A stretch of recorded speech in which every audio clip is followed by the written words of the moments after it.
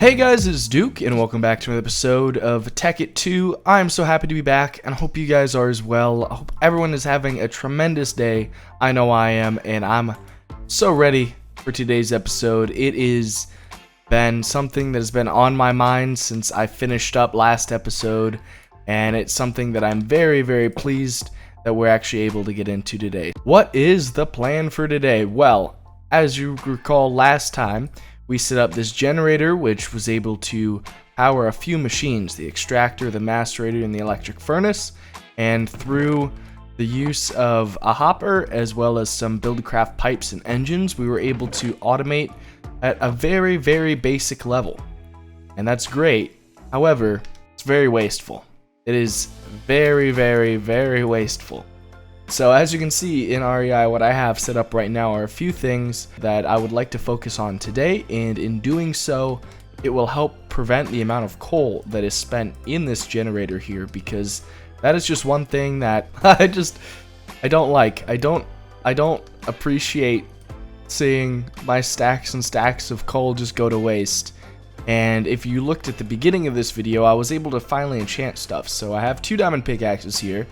The first being a Silk Touch Efficiency 4, the second just Efficiency 4. So not great on this one, and I'm missing Unbreaking on the first one here, but the Silk Touch is great because the macerator here will allow us to take things like coal dust and just immediately grab them from coal ore. And coal dust is important because, as you see in this top left corner here, I have a solar panel, which is one of the renewable energy sources we'll look at today, and it requires three, either charcoal or coal dust. We'll probably lean more for the coal, although with the amount of trees around, charcoal works as well. But we really just want to focus on getting a couple renewable energy sources all figured out, because I absolutely hate seeing this generator just waste so much power. It hurts. So that is what we're going to do today, and we're going to start by getting a bat box here. Now, bat box is very, very simple. It's just a couple RE batteries with some wood planks and a single copper cable, and basically this will allow us to store just a base level of power.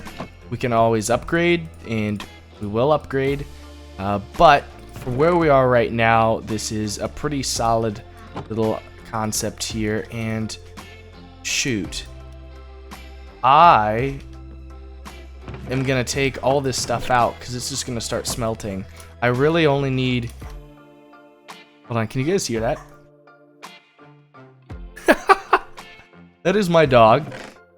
He is deciding to drink water out of his bowl, which happens to be right next to my computer. And of course he's doing that right as I decide to start recording today. Isn't that wonderful? Gotta love him. He is great. I do love him. Oh, I put the wrong one in there. Whoops. But okay. Anyways, there's some iron ingots smelting up, which will get some refined iron out of the deal, and in doing so, we'll be able to pop in here, grab this. Let's see, what do we need? So we'll need copper. Oh, wait, hold on. I was doing the wrong thing. So tin, copper cable, and redstone. We can do a couple of those real quick right here. And then we'll grab a couple RE batteries. There is... Oh, they do stack. They used to not. At least I think. Maybe I'm wrong. Oh, I don't have any wood. Go grab that from the tree that happens to be right outside. Alright, so there we go. That is a bat box, and that feels absolutely wonderful. So we're going to toss this up here. And very, very quickly you'll notice a couple things. This has some very obvious different colors on the side, and all of these kind of tan beigeish colors are inputs, the green being the output here. At least I really hope I'm right. If I'm not, this will be a disaster. Can I? Okay, so I will absolutely need to get our next thing, and that will be a wrench. And let's see, the wrench that we're going to use, we need bronze for. And bronze is tin and copper in a blend here. So what we're going to need to do is run some tin, run some copper through, but then not actually let it do the rest. It's going to be ugly. There we go. Okay, so that'll work. Got some copper coming up here, and it's getting pumped out. this is still being powered, which is great. But it will be running out. I mean, look how quickly those pieces of coal ran through here. That is what we are trying to fix today. All right, so now we have enough bronze to do this. We're gonna throw it in this particular shape, and we get ourselves a wrench. And with the wrench, we will be able to right click on this block and rotate the input and output. So I want the output facing downward for this demonstration. And actually, if we hit it one more time, it'll pop off. So we're gonna do that for a second so we can lower it one. So now that that's facing downward, we can attach something like the generator to the side of it. And that is what we're gonna do. We're just gonna place it here out in the front for now. Kind of ugly, but now we'll be able to see directly how this works. So we just take a couple pieces of coal, we can toss them in here, and as it fills up this little bar, most of that will go directly into the bat box itself. And this is a pretty important concept here because this will allow us to have power that stores for long periods of time, which is a significant improvement over what we've been doing. And this will now allow us to hopefully start having a bit of a better setup. And for now, we're just going to stick some copper cables on this. I'm not sure how noticeable it's going to be, but the one thing that we have an issue with these copper cables is after a while, it starts losing power per block.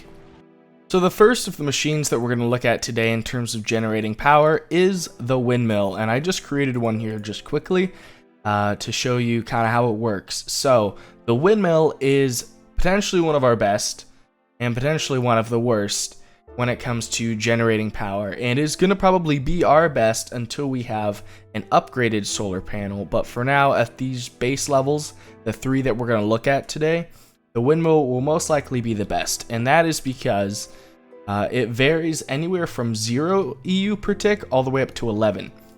But there is substantial worry about making sure that that actually comes into fruition, because there is a very high chance, guys, that we do not see 11 per tick coming off of this. The reason for that is there's a few different things that go into making sure that a windmill works correctly. You're probably wondering, why on earth am I using glass fiber cable? Well, glass fiber cable here, even though it's super expensive, I think it is worth it. I stick by this all the way.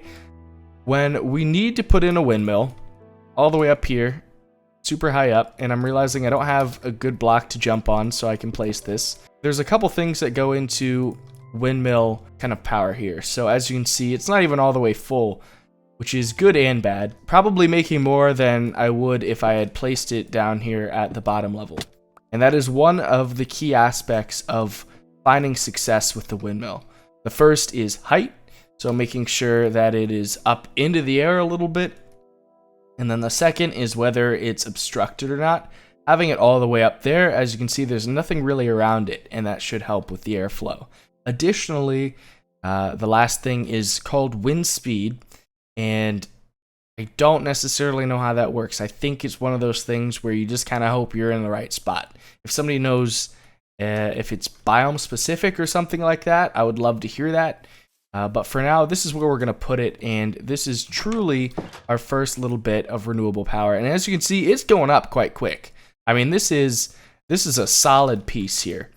And like I said, I use the glass fiber cable because copper cable here loses too many EU per tick, and I didn't want to worry about that. So, for instance, copper cable here will lose 1 EU per tick over 5 blocks. And we have stretched this out more than 5 blocks, which means this machine right here, the electric furnace, is actually receiving less power than the bat box is producing and outputting that it's supposed to be picking up. And we're going to limit that completely by using these glass fiber cables. Even though they're more expensive, I think they're worth it, because you go from 1 EU per tick loss over 5 blocks to 1 EU loss over 40. So 8 times better. And no, I feel so much more accomplished when I have these constructed. So that's why we have those built today. And we're actually going to need to go through a couple others to make sure this works. So one thing I think that's worth noting here is we have a single wind generator up there. And if you open up this bat box, this is at power level 40,000 of 40,000. If you look, I have the macerator and the electric furnace going, and it is still enough that this is holding true. Now, I believe if I were to throw something into the extractor, that would pull too much power and we'd start losing. But it is interesting knowing that right now the wind is enough to establish enough of renewable power where I don't have to even worry about it with just these basic machines. However, as we upgrade, as we make bigger and more advanced displays here, we will of course need more power. And a very simple one that we're going to look at next is the water mill. And the water mill is kind of sad. I'm going to be honest with you, I've never once found use for it. I'm going to show it today because I believe it is necessary to go over all of the basic renewable energies types. But one thing that should stick out as a very obvious thing is when you make this recipe, they actually give you two. And I honestly think they do that because they feel so bad about the level of production. It's like that sometimes, you know? It really is.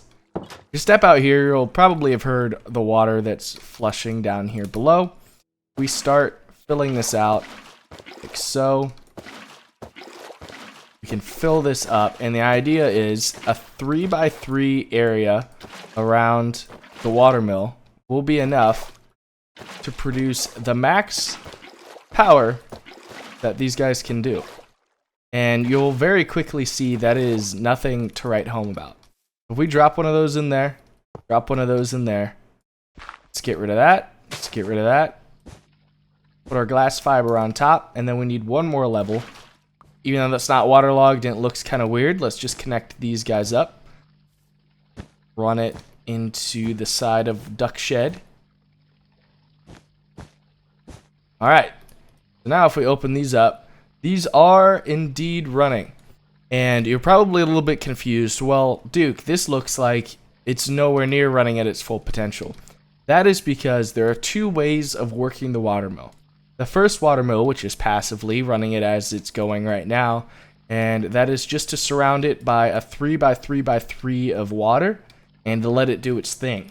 In doing so, it will produce 0.25 EU per tick, which is substantially slower than whatever the windmill's making, but it's also, you know, a fairly cheap recipe. You only need a single generator, surround it with some sticks and planks, and you get two of these. So I guess it's cheap if you really need it, but it's not good. The other way is if you drop in a water bucket. As you can see, that went up a little bit, and in the meantime, while it tries to run through my water bucket that I just poured in there, it will produce a little bit more power than previously, and eventually that'll run out. But for the time being, this bat box is actually receiving substantially more power, and by that I mean like 1 whole EU per tick or something like that. It's dreadful. Like, it's actually really sad. But hey, we made the water mill nevertheless.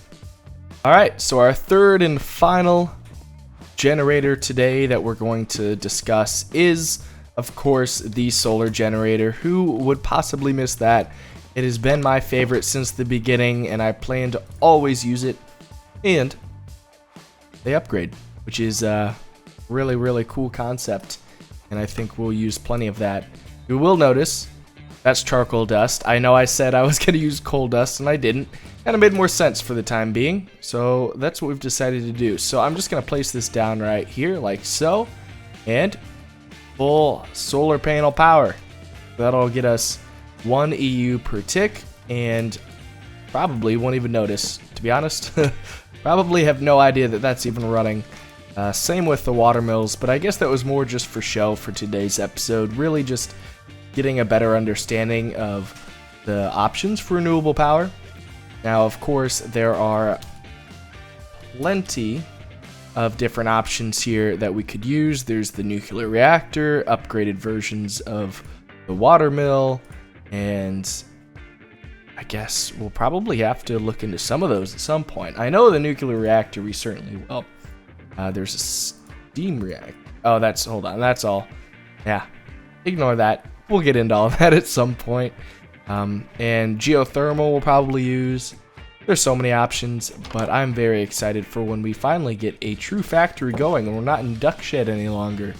This will be great. But I hope you guys did enjoy today's episode. Probably going to be a quick one today. I'm not sure. Depends on how long it takes in editing and how long it actually ends up being overall as a video. But I'm pretty satisfied with kind of showing just a little bit of renewable power generators in today's episode. I'm pretty satisfied with that. I hope you guys are as well.